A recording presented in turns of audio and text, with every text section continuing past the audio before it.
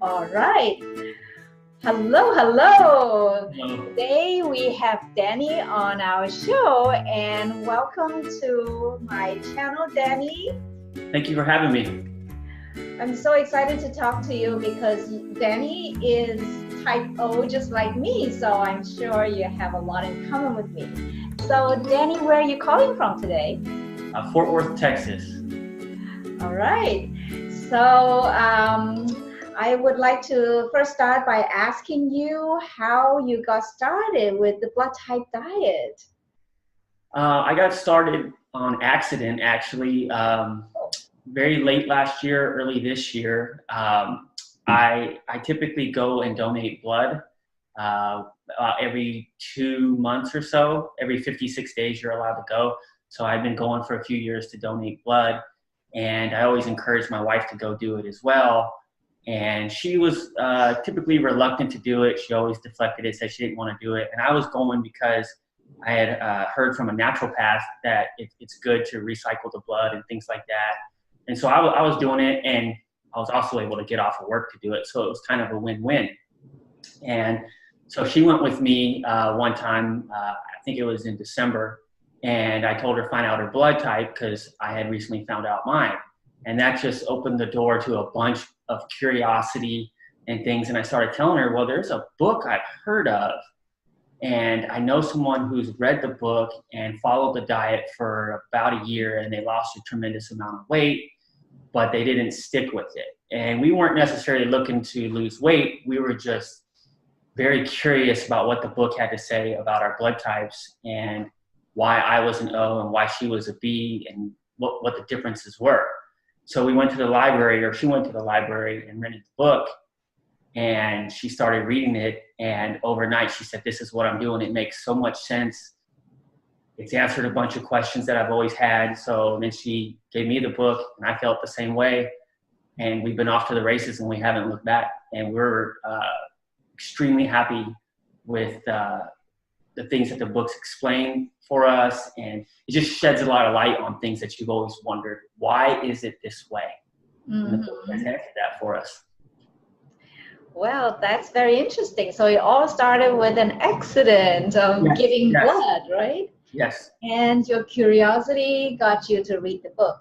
Now, Yes. I am curious about how this blood type diet makes sense for you as you read the book. Can you tell me some of those light bulb moments? Yeah, well, being a type O, we're hunters and gatherers, and I work in a stressful career field, air traffic control. And the older I've gotten, I noticed that the stress affects me more, and it affects sleep. And especially in the past year or two, because we recently relocated here, so we've gone through some changes.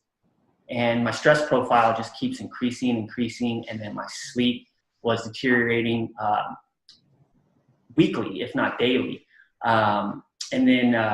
So from reading the book, he talks about the cortisol response, and there's a specific page on there where he talks about the two buckets, where there's how the bucket of stress for type O's flows from the top down to the bottom, and it has a very wide tube. So stress kind of always is flowing for the type O's.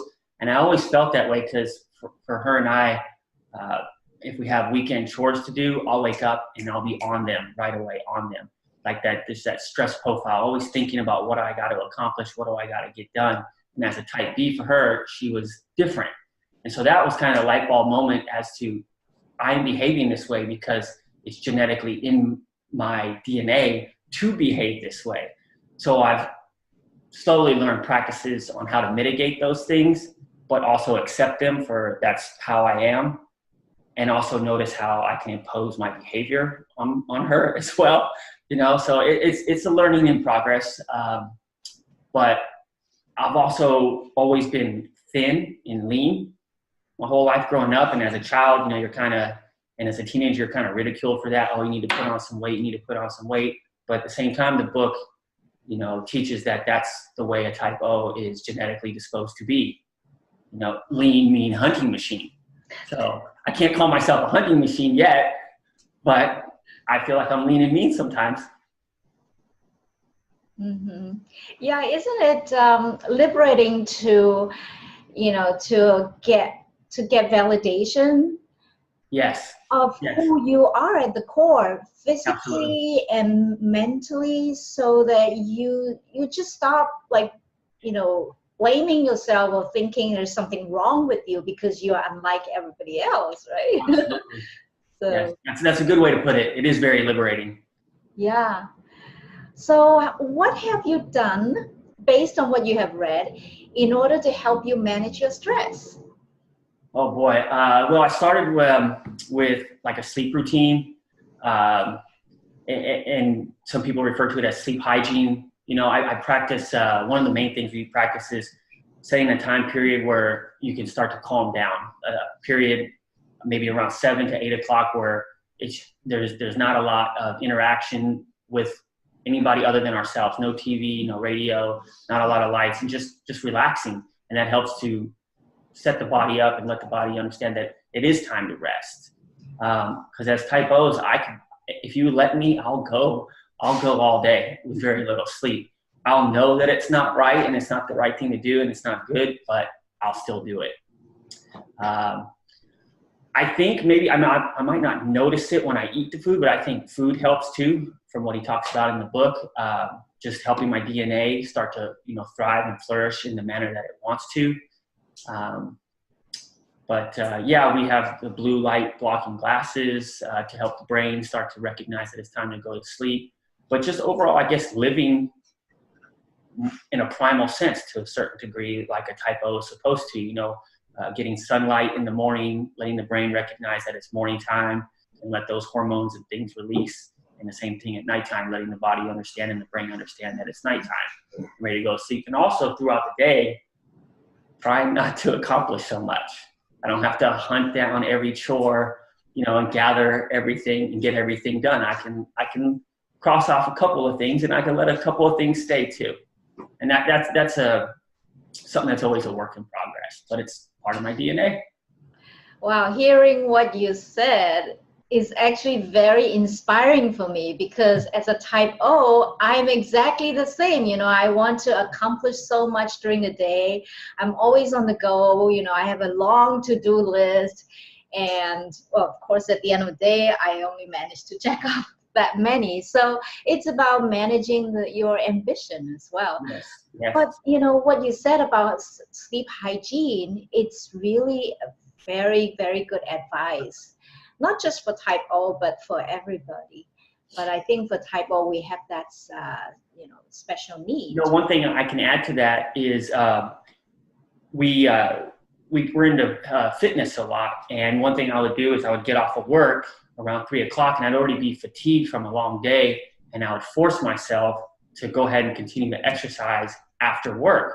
And it'd be, sometimes strenuous exercises, and I'd come home and be wired and want to do a lot of things. So I adjusted my schedule to where this year I'm working out mainly in the morning time, where I think our type O's thrive, because I wake up and I have that cortisol response, that energy. I want to go do a lot of things, and I'm able to put all that energy into my workout. And I think that has helped too, as far as stress and sleep, because with cortisol being highest in the morning, I'm able to use that into my workout, and then I don't need it at the end of the day. So I think that has been a big deal in helping with sleep and stress. That's also a great tip, to start your morning with workout, because Yes. typers do need their Yes, we do. frequent workout. My day is not complete if I can't. I'll have a couple of rest days, but my day is not complete if I don't get something in. So let's talk about your workout routine. Tell us how often and how much and what kind of exercises you do. It's as often as life and stress and sleep permit.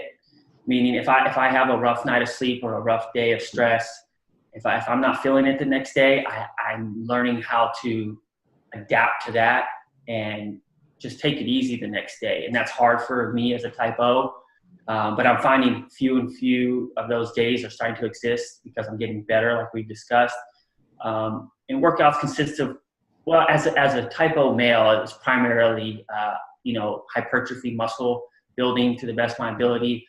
I've mixed in some cardio, like he mentions in the book, because he's the second one that I've heard talk about the heart rate formula. So I've been using the heart rate formula for some slower, steady state cardio on rest days. I was actually doing that this morning before our discussion. But yeah, lots of, hypertrophy weight training, and then cardio. We do yoga sometimes. We work into, meaning we meditate and things like that. So, but it's just part of life, and frequency, anywhere from 3 to 6 days, life permitting. If the sleep is not adequate enough for the next day's workout, then I attempt to react accordingly. But as a type O, I'm still thinking, how can I get this workout in? But I've gotten better at saying, okay, if sleep and stress is too much, I won't work out, or we'll go for a walk or something lighter. But I think I've always been that way, well before the book, and the book has helped me understand why. Why do I wake up to the beat of a drum? So something's got to get done, So the book has definitely helped me understand why. Yeah, that's great. And it's wonderful that you find a sweet balance between the intense workout and the more balancing exercises, and also not to beat yourself up if you miss a workout. Yeah. I think that itself could add to the stress level, so it's not very healthy. Yeah. All right, so now I would like to know about your food. Okay. Has there been any changes in the kind of food that you eat since you've read the book? Yeah, probably. I actually have probably removed less than I've added. I've added more foods, things like pineapples and bananas. I used to consider those a treat, and something that I could only earn, because I was, for some reason, under the understanding that they had a higher fructose content, and they might, increase body fat levels when I'm trying to fight that. And so I've added those in more frequently, especially the pineapple, learning about the digestive enzymes that pineapples have. I do miss coffee. I had to remove coffee, but it's nothing but a benefit for me, because when I drank coffee, I could go for 24 hours, and that would be just on 8 ounces of coffee. It would make me very much wired and tired. So I've removed coffee. I have a great relationship with green tea now that I never had before. I've always, the ironic thing is, in my mid to late 20s, I was a vegetarian for a short period of time. And I learned that was a big mistake for my blood type. But yeah, so we're eating lots of grass-fed beef. As far as I'm trying to think of some other things that I've added to the blood type. I've been using some of the supplements from the website. I use his protein from the website because I can't have dairy, so I've removed dairy. And I find that reminds me, my allergies have increased they've benefited tremendously from this. I've typically been one to have spring and summer allergies, to where I'm taking a daily sinus pill for that to address that. And now I haven't taken any this year. So I definitely attribute that to the diet, the book, the lifestyle. I think the dairy, removing the dairy has helped. I'm trying to prime my mind to remember some of the things. I don't know that like I said at the beginning, I think I've added more things than removing, because we already had somewhat of a health conscious type of lifestyle to begin with. We never really, in the past couple of years, drank alcohol that much, but that's completely removed. Maybe an occasional glass of wine, but that's gone, and we don't miss that. Maybe you can refresh my memory on some of the things that are in the book, but I carry the book with me to work. My wife cooks the meals, with all this stuff that's good for you and then neutral. I'm very strict. If it says avoid, I avoid it. And the interesting thing is, if I do, like we had a friend in town from he was in town from Hawaii last weekend, haven't seen him in years. So we had a little bit of alcohol. So I spent the next 5 days putting only the positive things in my body, trying to make sure my gut flora gets back to where it was. I use the glycosia, the blood type store, because I've noticed sometimes in the morning I can have higher blood sugar readings. And I've done research on that, trying to figure things like that out. But I have noticed with the glycosia supplement that I've gotten some lower readings where I need to be. I think the supplement's working, and I'm considering some other stuff there. But we've always eaten the grapefruits. I've removed citrus. Other than grapefruit, I removed oranges. And maybe you can prime me on some of the things just to refresh my memory here. Or is that touching some of the bases there for you? Yeah, you have touched on all the bases. There is one. Definitely remove pork. We've removed. There's no bacon, because we were eating a lot of bacon because it was kind of like fad. You messing with the keto stuff and the fasting, and it was always allowing for bacon, copious amounts of bacon. Were you experimenting with the keto diet or the paleo? A little bit, just a little bit. And I found that it worked a little bit, but it was also something that was an added stressor to my body. And I noticed that it was affecting my sleep. So, and like with the blood type book, I bring in the carbs with the pineapples and the bananas and the sweet potatoes. And my sleep's improved, like we talked about.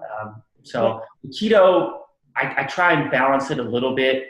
Some days, a little lower carbs based on, what type of exercise profile I'm going to have. But if the book says I can have it and it's a carb, I most likely am going to eat it now. Yeah, that makes a good balance. And you really made a very good point about those carbs helping you with the sleep. Yes. Because they do. And if you eat, a little bit of grain or sweet potato at night, it really helps you with the sleep. Like he talks about in the book with the dopamine response with carbs, my wife made a banana dessert one night out of the blue because I was craving some kind of banana. So in her food processor, she mixed bananas and carob, which is something brand new to my diet because of the book. So she mixed the carob, the bananas, and maybe a little protein powder, and it was wonderful. And I slept great that night. And I woke up the next morning wondering to myself, what was different? And I kind of attributed to the fact of the dopamine response right before bed, a huge release of dopamine. If I'm understanding it correctly, which I think I am, that, the carbs are like a reward for the brain.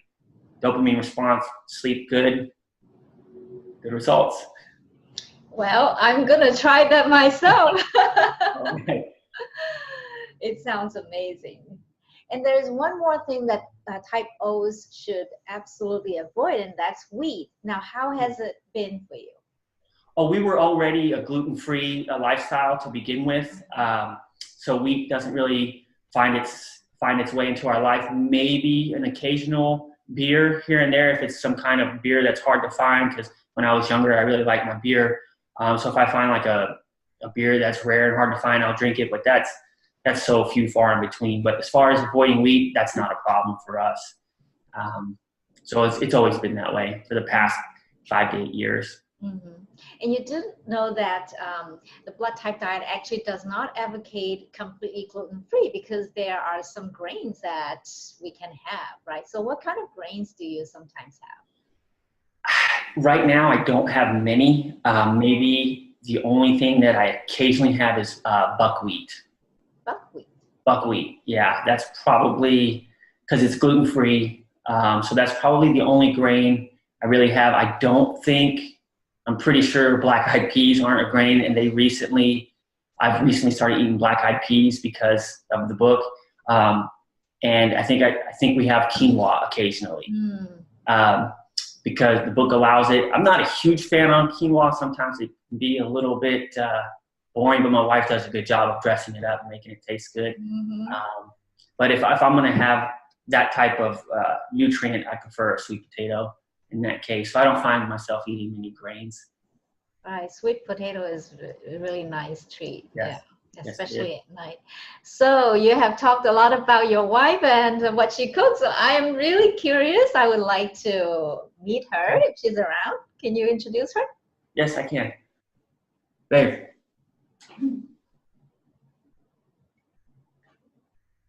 So this is my wife, Mindy. Hi, Mindy. I guess I could also call her my personal chef. Wow, welcome. So nice to have you on my show here.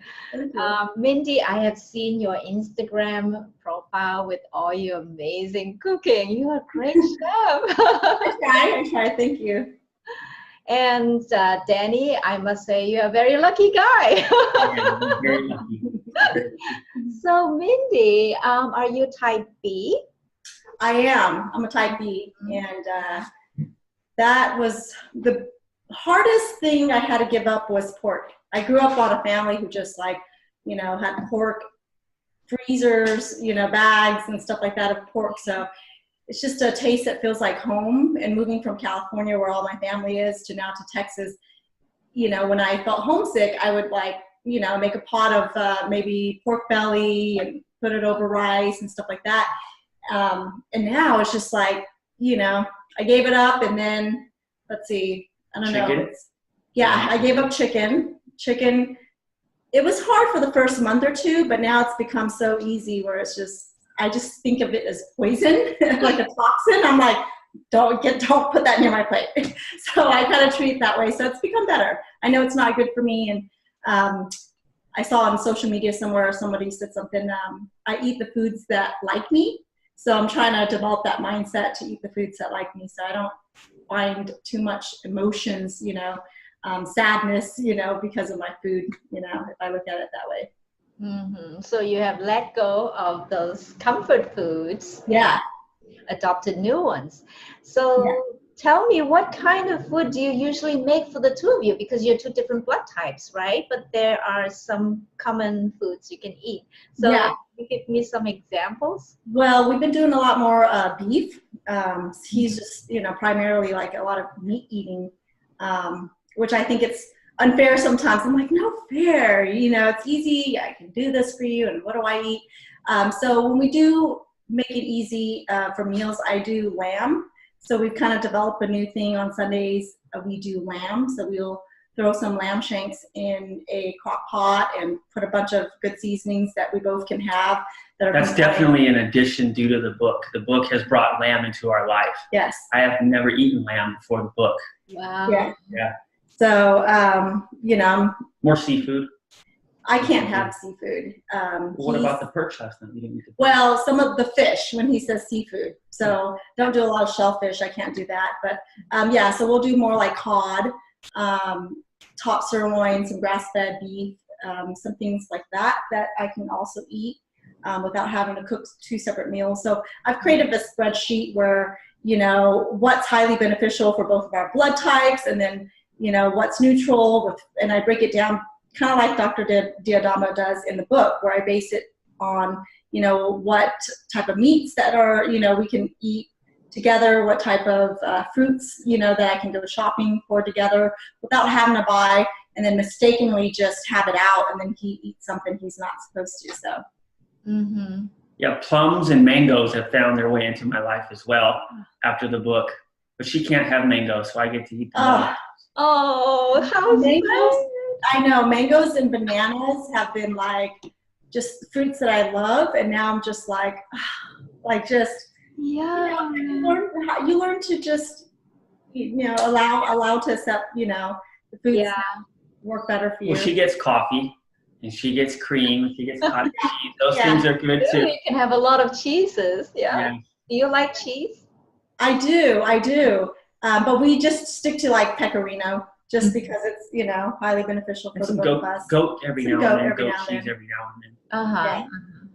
But I did tell him if there's, if they're reading the book multiple times, if there's one blood type that I could choose, it would be B. So I'm happy. You're happy to be yourself, right? Yeah, exactly. There you go. That's a good way to put it. Yeah. And we were just talking about how liberating it is to finally make sense of what makes who you are, on the most fundamental level, the physical level and mental, the stress and everything. Yeah. And to know that who you are and how you feel is not strange. That's just based on your genetics. Yes. Well, the great thing is like I find myself time to time, I go through my phases of being on social media. Sometimes it really, teaches me a lot. Sometimes it kind of, gets me down or whatnot, but different cycles of that. But one thing I've learned is that, people are so quick to talk about, be authentic, be yourself, and all these things, right? As meanwhile, they're doing a lot of the things that everybody else is doing. Yeah. And for me, it was like when this book, was like mentioning all the different things, the foods with the lectins and things that are toxins to our body. I was like, it makes sense. Like not one size fits all. And why should everything, the media says about coconut oil that's so great or avocados that are so great should be great for me? And it's like, I started developing like one size does not fit all when it comes to food as well. And I know that because I feel it, So it's good to know that. That was a big deal for us when we read the book. And if I remember correctly, that coconut in the book isn't mentioned that it's mentioned that it's not good for any body. Mm-hmm. And we were taking lots of coconut products, MCTs, and it made a lot of sense that the industry might be able to say it's great for everybody, but is that true? It made it that was paramount for us. Yeah, exactly. And I think, what's great about Dr. D'Adamo's work is that it makes you question all one-size-fits-all solutions and all those superfoods. Because honestly, one can get really overwhelmed by new superfood that comes out every week or every month, and then absolutely. Am I going to be only healthy if I eat all of those foods? How am I going to fit all of them in? And what if I don't feel good about it? I've seen so many people, like they eat coconut oil and they say, I don't really feel good about it. But they keep on eating it. Yeah. Or avocado, it makes them like type B, In my last interview, my type B guest, she said, avocado makes me feel so tired and lethargic. Yeah. So when she found out that she shouldn't be eating it, she was like, oh, great. we thought we were going to struggle with the lack of avocado because we were eating a lot of avocados prior to the book. And then the book removed it for both of us. And we thought we were going to struggle. And I tell you what, it hasn't come up one time that it's a big deal. No. You don't miss it. You don't forget about it because you got other things, that have become an addition. So I'll still make it for my guests if I have friends coming over hosting, little pool parties or barbecues and stuff like that. Just because I know I shouldn't limit them from the things that they want to eat, or used to eating. So I'll still make it, and I'll just putting salt and seasoning in it. I'll taste a little bit just because I want to make sure it's, good enough for my guests. Even when I taste it, I'm like, I just, just that mindset. And I'm glad because I'm more, I can get emotional with food, so it's harder for me to avoid something if someone doesn't tell me that it's really bad for me. So with this book, it allows me to have this emotional structure in my brain to don't get emotional about it. Yeah, it's not a big deal. And so I'm happy about that aspect where I'm not feeling emotional about not having something. One thing the book helped us understand was when it came to exercising and sometimes food, how she tends to like variety and kind of she'll be on one thing for a short period of time and then change up to another, where I'm like on the same thing all the time. And we would kind of wonder what's going on there. And the book explained it, how she needs balance. She needs to change it up a little bit to get a fine line of balance, where a type O is more structured and a more disciplined type nature. So if your mom couldn't explain it, who could? The book did, Yeah. That's so interesting. And do you find that what the book said, about the differences has helped you to understand each other better? Yes. Yeah. Yes. Yeah. It's helped. I hate to say it, but it's helped me understand how I can be an annoyance to her. But I need her to understand the other side, how she can be an annoyance to me. And I was just being me. And trying to, I think it's helped out. Yeah, definitely. Yeah, and we don't refer to it as a diet. We refer to it as a lifestyle. We call it book type lifestyle.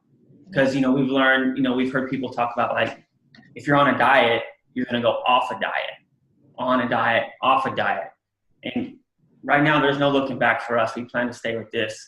for as long as we can. We're happy. We're listening more to our bodies, and our bodies are, communicating with us. And I was telling him, I said, I don't even have to wear lotion anymore, because the foods I eat are hydrating me, nourishing me, and just making my skin feel so great. And I'm just like, wow, I used to have these little, like my arms used to have these little small white dots. It wasn't a rash per se, but it would feel less smooth. Mm-hmm. And ever since I've been, on the blood type, eat right for your blood type, it's just cleared. It's just that nice. I mean, sorry, I'm like feeling my arms, but I can't. I see you can't see it. But it's just been great. I haven't felt those, bumpy marks on my arms anymore. That's all cleared up, and I could see that maybe some of the foods that I was eating was irritating, my skin, my gut. Yeah, absolutely. Especially when I read that the lectins will agglutinate, when I read about the pork and the chicken, that was my biggest, I was like, I don't know. I'm loving it. I have a lot to say. Yeah, I can tell from how your skin looks. You look radiant. Your skin looks amazing. So thank you. I'm so glad this diet has been helping you with the skin. Yeah. I've added the supplements too. The vitamin for type O, vitamin B, the licorice. I don't know if she's added anything from the book yet as far as supplementation, but I added vitamin B, the licorice, digestive enzyme type things. And I thought that was liberating because I used to take a lot of supplements because they were, quote, good for you, right? Like the high dose vitamin C part he mentions in the book. I used to take a lot of vitamin C because, like he says in the book, and I've noticed as far as I can remember, that type O's have overreactive immune system. Yes. And so if something was going around work, I always got it. Mm-hmm. And I was always taking vitamin C thinking that, well, it's going to help my immune system. But like he mentions in the book, that's not necessarily the case. So I've removed the high doses of vitamin C and added the vitamin B. I feel better. I have a different type of energy, not like a thumping, thump, thump, thump, like energy, keep going, more of a smoother pace. So yeah, the supplements have been good too. Yeah, that's amazing. And talking about vitamin C, just a little note that most of the vitamin C's you buy in the market is lab produced, and this raw ingredient is actually derived from corn, and corn is highly inflammatory. So for many people, so that's why it's a good idea to avoid that. Dr. Diadamo is actually his own vitamin C supplement, which is good to take for preventive measures. I bought the Proberry. Yeah. We have the Proberry in the refrigerator, and we I don't use it all the time because if I understood correctly in the book, it's not something that's all the time. Yeah. But if I was feeling a little bit fatigued or whatever, I'll take it. And I do enjoy the Proberry, yeah. I actually just used it this morning to make his ambrosia cocktail. Soy lecithin granules. Yeah, mine. And I did the flax oil, just kind of like what he said, a tablespoon of each. So that's another thing that found its way into our diet is flax oil. Mm-hmm. You both drink it? Yeah. You know what? I use it on it might sound strange, but I have a leafy green salad every morning, and I put the flax on there with the dulse flakes and the kelp flakes that are mentioned in the book for the thyroid of the type A or type O. So that's a brand new thing for us in the past year, all from the book. And it's not strange at all to eat a green salad. I sometimes do that, especially if I have a long day, I will eat omelet or even a steak or the fish, and then a green salad.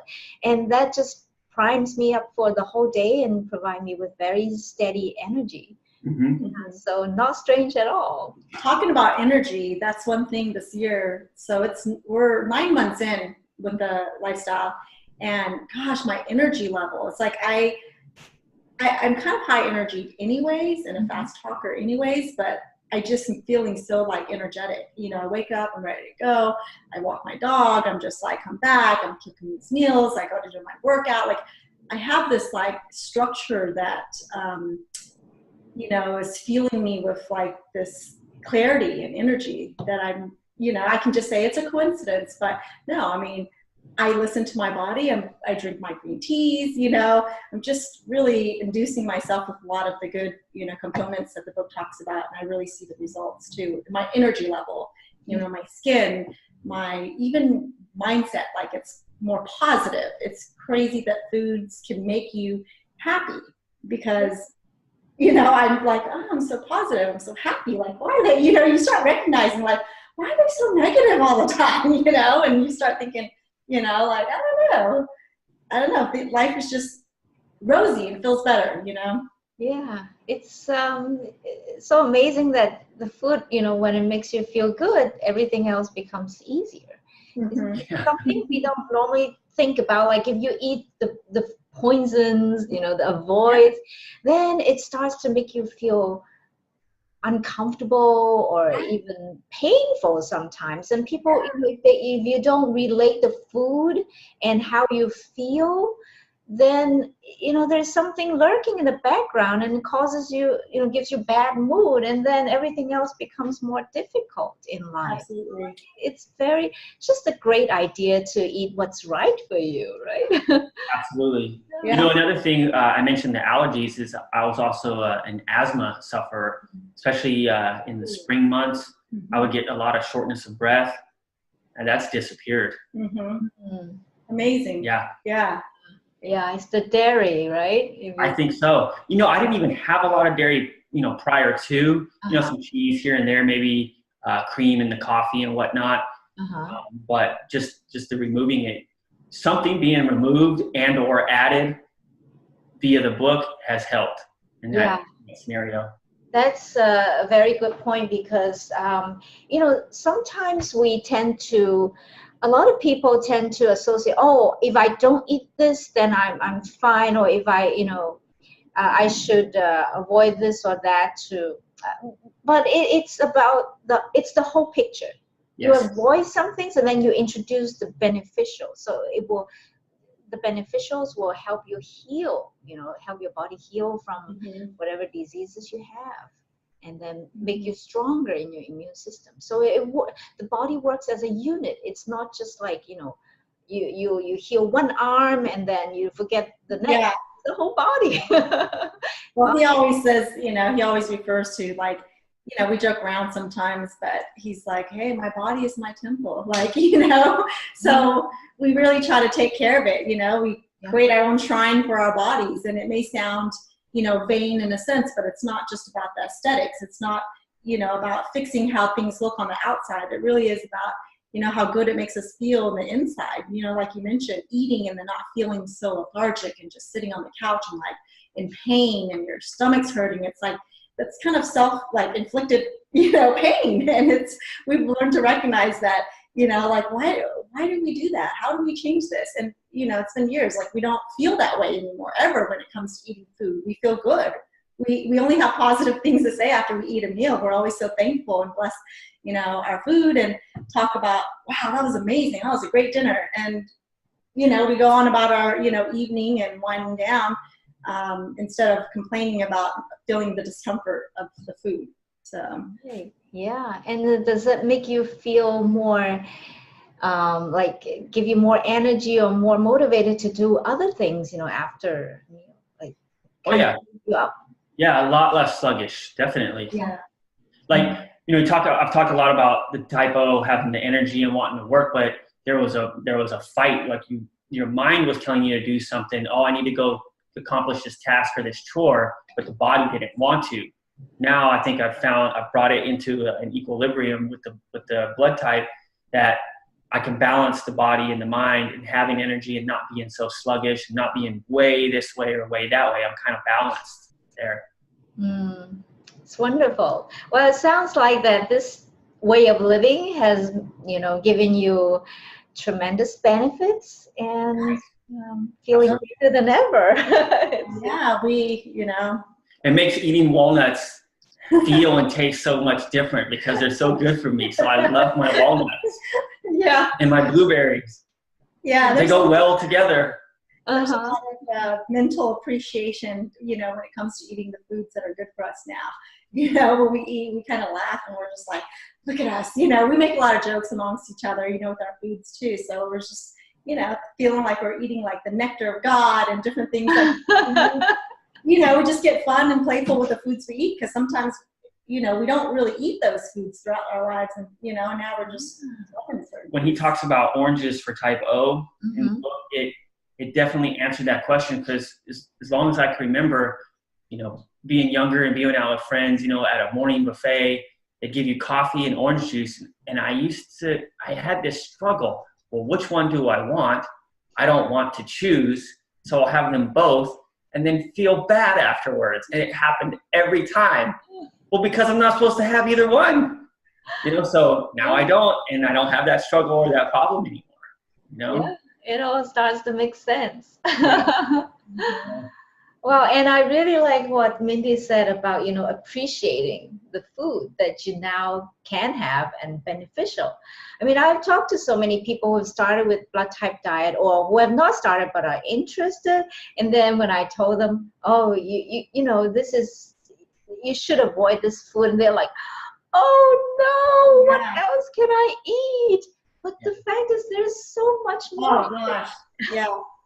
Yeah, I think it's good too in the household to have, you know, partnership with whatever, you know, you're gonna, you know, in terms of like a lifestyle. So, you know, if it was just him on the, you know, blood type, you know, I might make it difficult for him or vice versa. But, you know, we do pretty good. We, you know, talk it through. Sometimes I'm like, you know, today I'm just gonna eat something different, you know, because, you know, you go through your cycles and, you know, emotional despair with like being away from family and loneliness. Sometimes, you know, I'll get occasionally, you know, cravings for just like sweet chocolate cake and just something really like gluttonous, you know.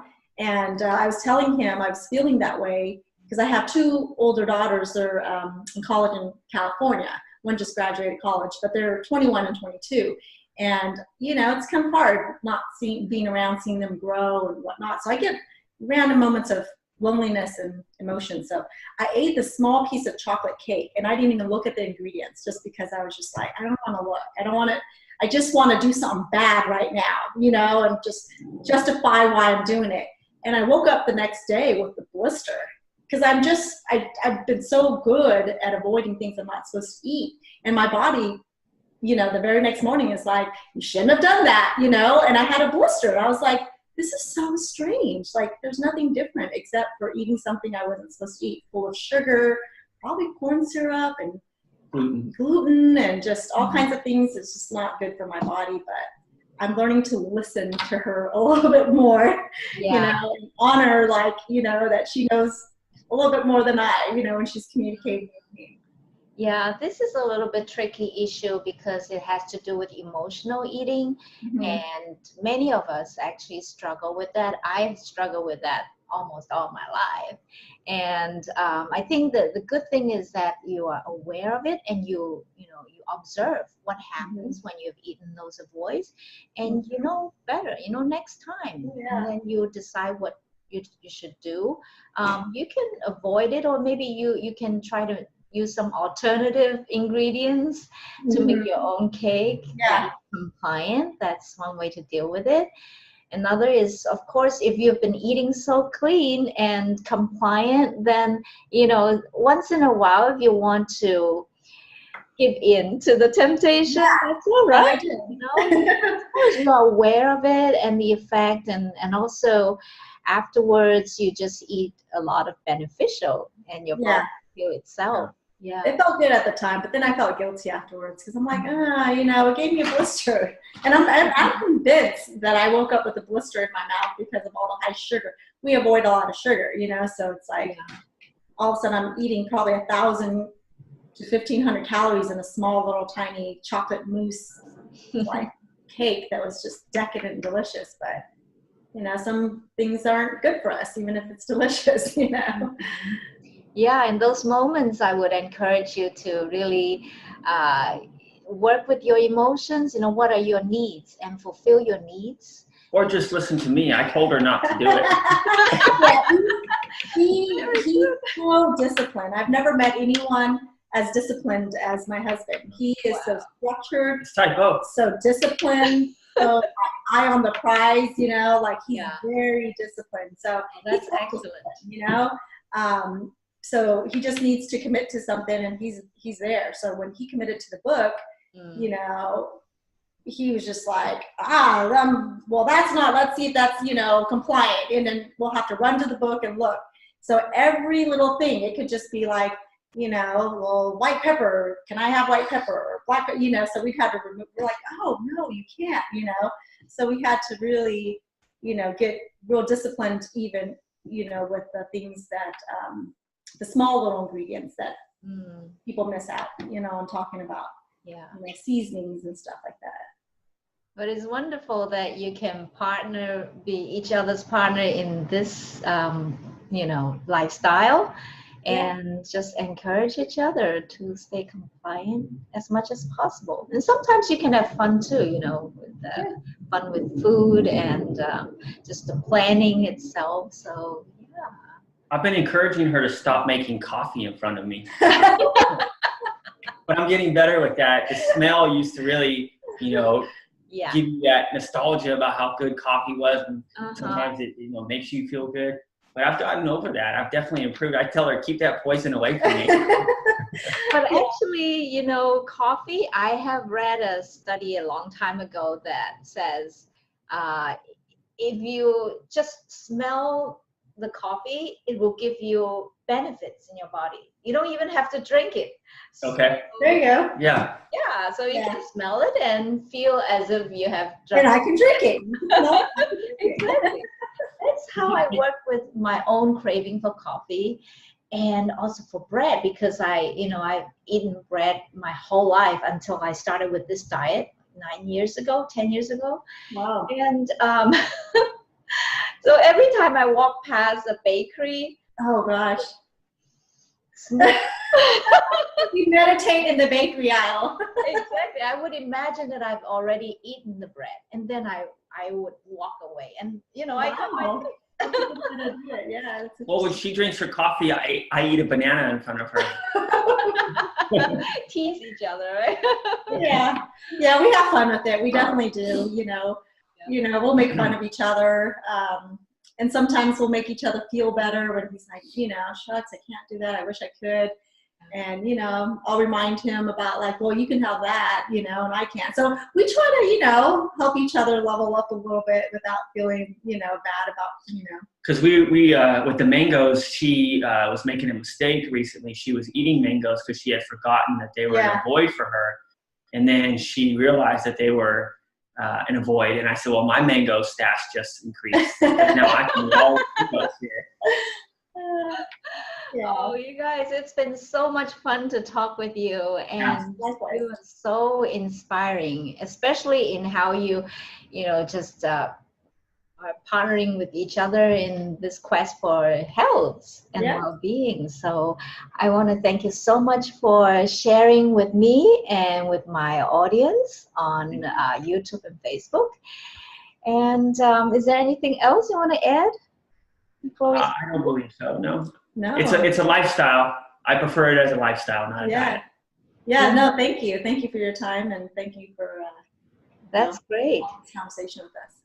Well, if you don't mind, I'm going to put a link to your Instagram page, because your food pictures and your workout video are so inspiring. I love watching them. Oh, thank you. Good. So, all right. Thank you so much again. Thank you. And for any of you who are watching, if you are type A or type AB who are following the blood type diet, please leave a comment or contact me by private message, because I would love to hear from you and feature you on my show. All right, so have a great long Labor Day weekend, everyone, and I will see you next time. See you around. Bye. Thank you.